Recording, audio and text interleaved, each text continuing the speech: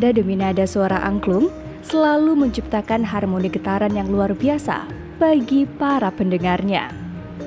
Sebuah alat musik yang berasal dari Jawa Barat ini cukup dikenal sebagai salah satu alat musik tradisional dan warisan budaya Indonesia.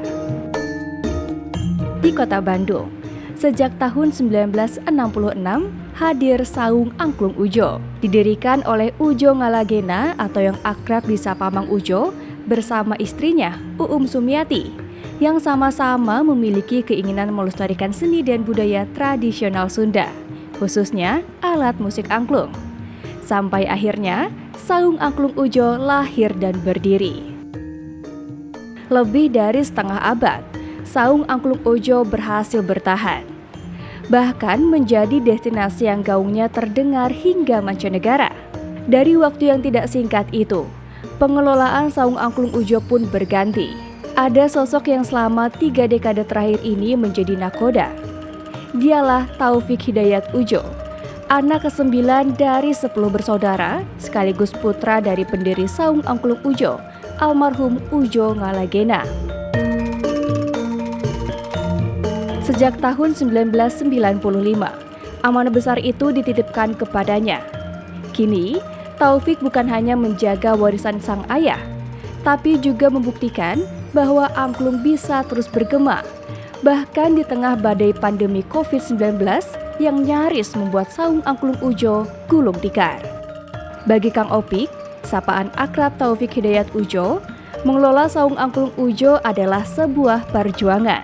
Saat menerima amanah dari ayahnya untuk memimpin Saung Angklung Ujo, Kang Opik berpikir keras bagaimana mempertahankan angklung agar tetap eksis dan bisa dijual. Di tahun 60-an lah, tahun 70.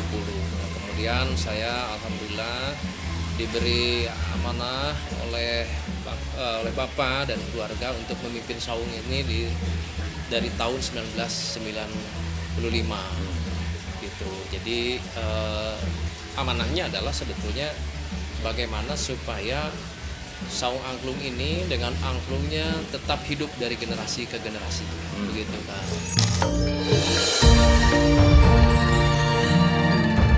Di bawah komando Kang Opik, Saung Angklung Ujo terus berinovasi. Tanpa meninggalkan nilai-nilai tradisional, Kang Opik mengembangkan Saung Angklung Ujo agar tetap digemari, terutama oleh anak-anak muda.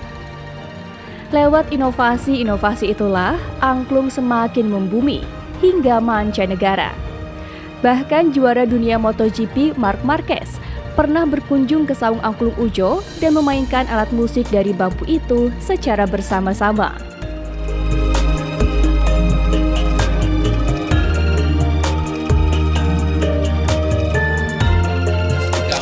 Bahasanya almarhum Pak Ujo, keep the old one, create the new one. Atau mempertahankan yang lama, yang penuh nilai-nilai, kemudian juga mengembangkan sesuatunya dengan inovasi, kreativitas, bagaimana ramainya zaman sekarang dan bagaimana membuat zaman. Jadi ada ngigelan zaman, ada ngigelkeun zaman. Itu ngigelan zaman gimana ramainya pasar.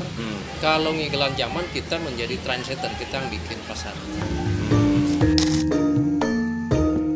Badai pandemi yang melanda Indonesia pada tahun 2020 sempat membawa suasana di Angklung Ujo berubah total. Nada-nada miris sering terdengar daripada riuh tawa pengunjung. Saung Angklung Ujo, yang selama puluhan tahun dikenal sebagai destinasi wisata berbasis seni dan budaya di Kota Bandung, terancam tutup.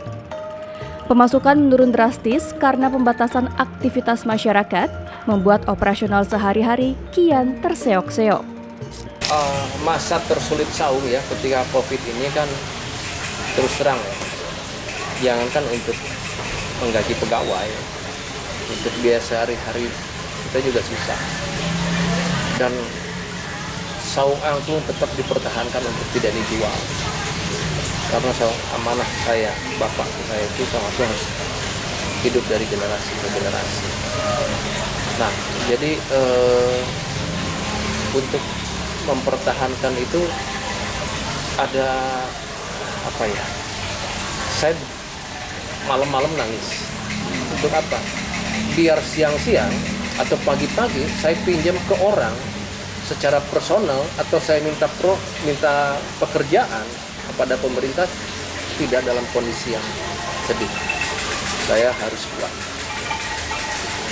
Begitu pagi-pagi kan saya coba nelpon, WA ya. Assalamualaikum, waalaikumsalam, gimana kabar? Baik. Begitu ada tanda-tanda saya mau pinjam, nampaknya bagi mereka jadi centang satu. Itu luar biasa, Kang. Ya, jadi tidak satu dua yang begitu. Yang saya bayangkan akan bantu karena dia punya kebijakan, punya ekonomi yang cukup, malah tidak. Tapi justru orang yang sederhana, yang pas-pasan, banyak bantu. Itulah keanehan dari sebuah kehidupan itu bagi saya, ya tidak bisa diduga-duga kayak gitu. Lepas dari badai pandemi COVID-19, ancaman datang ke Saung Angklung Ujo. Larangan study tour yang digulirkan Gubernur Jawa Barat Deddy Mulyadi sempat membuat Kang Opik gusar. Namun, Kang Opik selalu percaya kebijakan atau regulasi yang disiapkan pemerintah merupakan suatu hal positif. Apalagi Saung Angklung Ujo penuh nuansa edukatif, sehingga layak dijadikan tempat study tour. Di sini kalau dibilang study tour itu benar-benar study tour, tempat yang tepat untuk orang study. Ya, di sini kan ada banyak sekali pendidikan, bicara tentang angklung yang punya filosofi kebersamaan, harmoni, itu kemudian bicara itu masalah masalah filosofinya. Tetapi bicara masalah fisikanya, kenapa angklung bisa mengeluarkan suara, dan itu suara itu bisa nadanya bisa sama dengan nada diatonis, bisa sama dengan pentatonis. Bagaimana itu ada unsur fisikanya. Ya, bambu yang diraut, dipotong, frekuensi apa yang keluar. Jadi sebenarnya kita cukup komplit kalau untuk bidang edukasi, dan itu benar. Ya, dan saya sebenarnya belajar ketika disampaikan dengan cara menghibur itu akan jauh lebih masuk. Tidak kerasa pelajarannya, padahal itu mereka dapat ilmu. Angklung kini bukan sekedar alat musik, tapi sudah diakui sebagai warisan budaya tak benda oleh UNESCO. Budaya angklung begitu melekat dalam kehidupan masyarakat tradisional, dekat dengan alam dan keseharian mereka. Lantas, sampai kapan Kang Opik akan terus bergelut dengan dunia angklung? Generasi cucunya Pak Ujo, cicitnya Pak Ujo, ya secara kesibukan yang masuk ke wilayah teknis mungkin sudah pensiun, tapi secara pemikiran, ide, visi, misi kan nggak pernah bisa pensiun itu ya, kayak gitu.